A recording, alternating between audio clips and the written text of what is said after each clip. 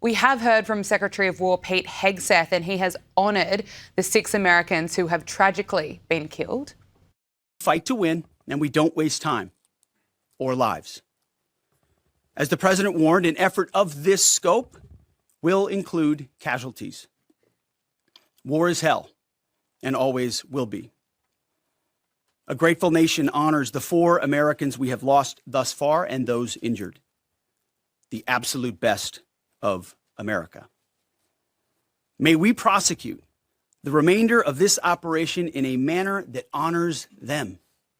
No apologies, no hesitation, epic fury for them and the thousands of Americans before them, taken too soon by Iranian radicals. The best of America. Hilary, there is, of course, so much to unpack. We are hearing Democrats upset about this historic, brave, courageous operation that has already taken out Iran's supreme leader. I mean, what a significant achievement that is, as well as 50 Iranian leaders. And there's also many on the so-called woke right who don't seem to understand what the US is doing. They claim that this is a new war. They claim that the president doesn't know what he is doing. Of course, Donald Trump has a plan, and I'm sorry that he cannot tell the world every single step and move that they will be taking.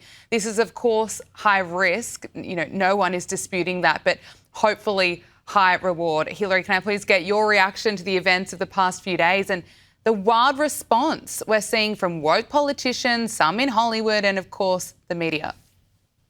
Well, Gabriella, you said a lot of things there, all very well said and appropriate. I actually would like to comment with regard to those on the woke left that are usually for women's rights. And haven't they been realizing that there are women all across Iran that were pulling off their hijabs and throwing them in burning fires and dancing? And they were protesting. This was weeks ago, months ago. And Gabriella, the Iranian regime under the Ayatollah was actually shooting protesters, not only when they were protesting, not only those women who were burning their hijabs, but going through hospitals, ward by ward, shooting them, the protesters in the hospital. It is purported, I don't have this as a fact, but purportedly about 32,000 of their own citizens were killed.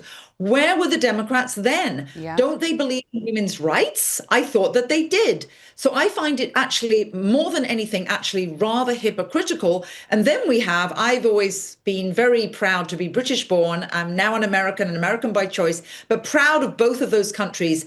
I must say now, Sir Keir Starmer, sort of as I think it was it Pete Hegseth who said today, or Rubio or Trump, I can't remember which one. I think maybe it was President Trump who said about our former allies worrying and clutching at their pearls.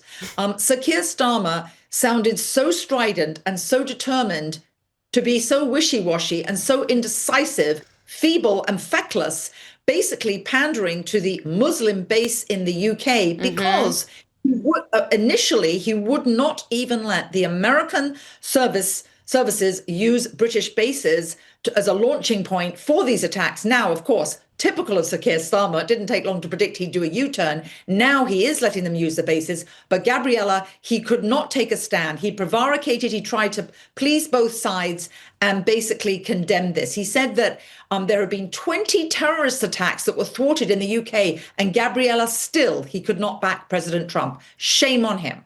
He is absolutely pathetic.